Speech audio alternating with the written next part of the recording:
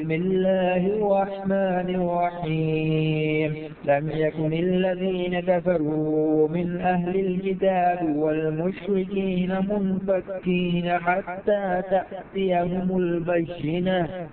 رسول من الله يتلو صحفا مطهرة فيها كتب قيمة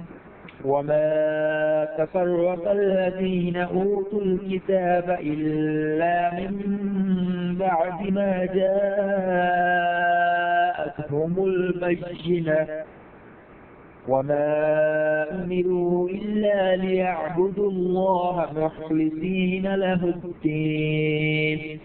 حنفاء ويقيموا الصلاة ويؤتوا الزكاة وذلك دين القيمة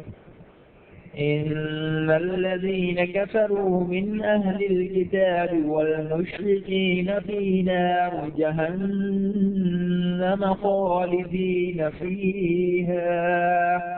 أولئك هم شر البرية إن الذين آمنوا وعملوا الصالحات أولئك هم خير البرية جزاؤهم عند ربهم جنات عدن تجري من تحتها الأنهار خالدين فيها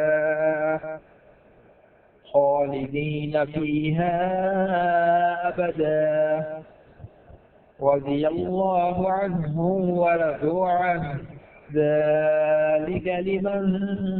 خشي ربه